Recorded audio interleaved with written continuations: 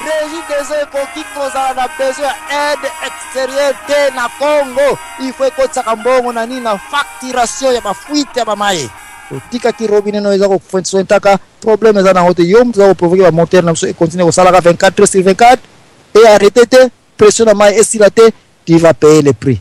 Yozo cancel lo futi déjà $50 likola robinet no za ko tika kaka. Lobi ko tika sur robinet et continuer ko fonctionner. Oko luka plomber ko kanga yango. C'est comme ça qu'on discipline une station à régie des eaux. Dans un département exploitation. Mais ce qui est département exploitation et l'OBT, tika ba facturer za nango forfait. Mais fongola na robinet nyonso. Na ero boza ko bomba banani. Département technique. Parce ba moteur nyonso na ebisibino yango déjà ekokufa. Mais tozongi awa, tozoke na 1 minute na 5 minutes asuka awa tozako silisa émission poko lelo place na zako bukela département mine et énergie à dissoudre.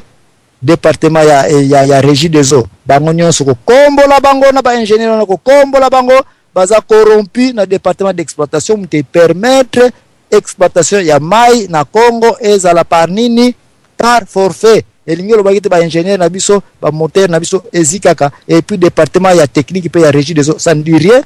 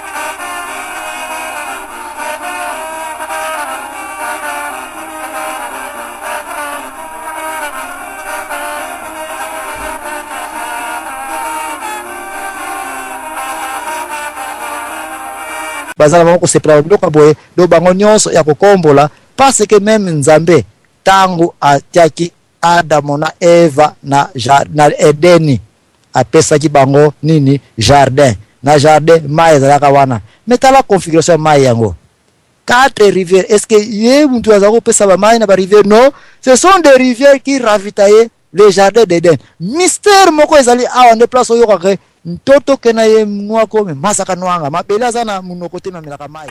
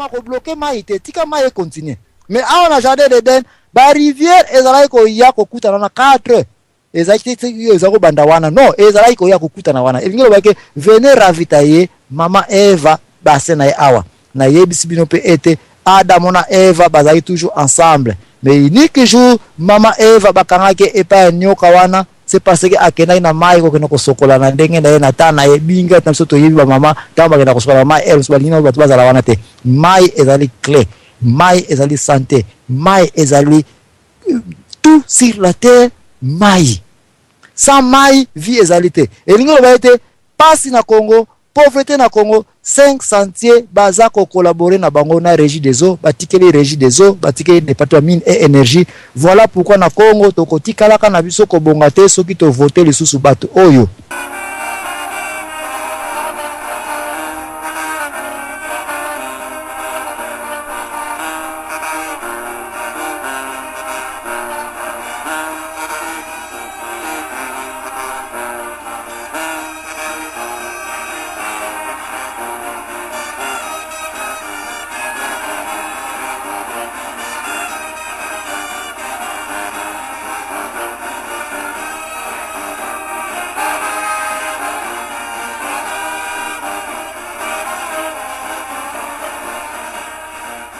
Na Congo tokotika na soko bonga te passer bato oyo pour 5 ans 30 millions de dollars bazwaki bazoi 80 millions de dollars basakani na yango na ba contrat ndenge na ndenge bazo continuer basenga bango mbongo pendant que le Congo est plein d'eau. Ba montagne nyonso ebotaka mai, ba rivière na biso na mai, place nyonso na Congo à 1 mètre 2 mètres okomona mai ebimi nango. Mais ministère ya mine et énergie tout ce qu'ils savent kwenda vutuka na poto kusomba bandako na bango kusalaka ba makamu na bango. Et puis au mwana ya Congo oza koyaka na carte électeur pour que nous voter batia sorta boy. Non, votez papa Etienne Tshisekedi.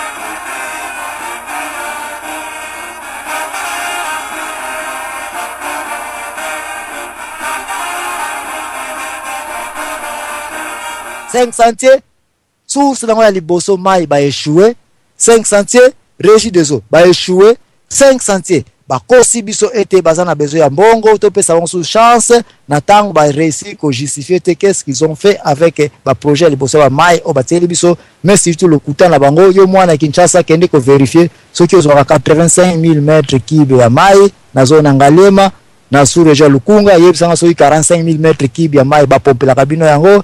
Na lukaya soki lukaya wapa 24 000 yo yebisanga nyonso oyo. Mais soki okomona ke eza nango bongo te, soki okoyiko confirmer ke mai na Kinshasa kutu boyebi na mishu bozwa yango te, kopesa bango vwana yo te.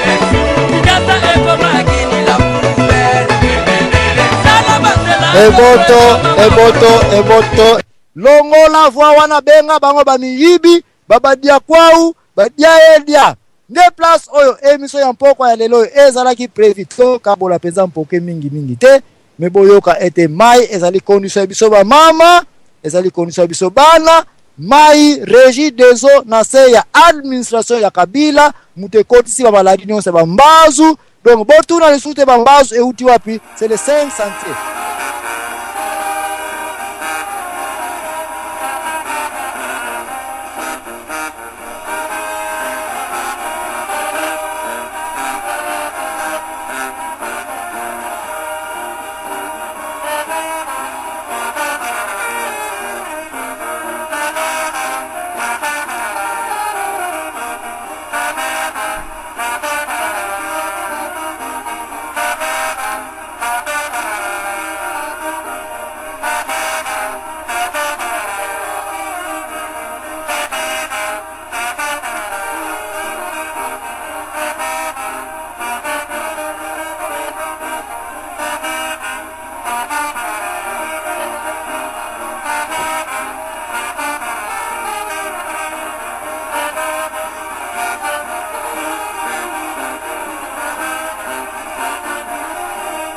tuna sute ba dysenterie, ba typhoïde, ba maladie nyonso oyo 500 muntu apesi biso yango na mokili ya Congo.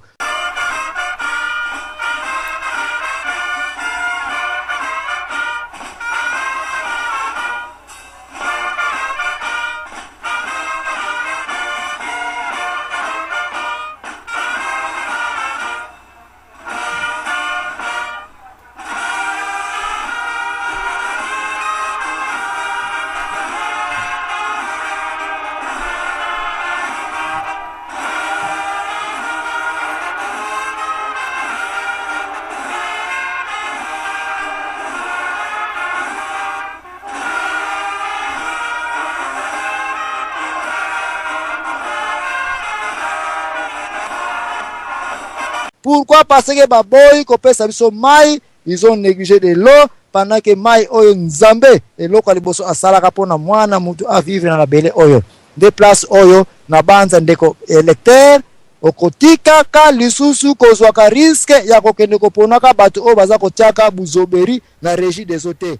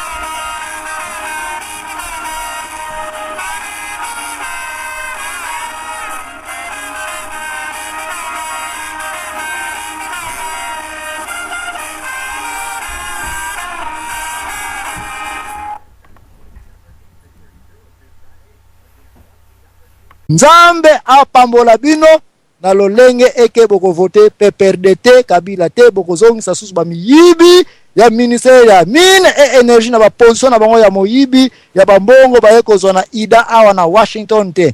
Hallelujah. Papa Mayamba kuna na studio na pesio pokwa elamwa.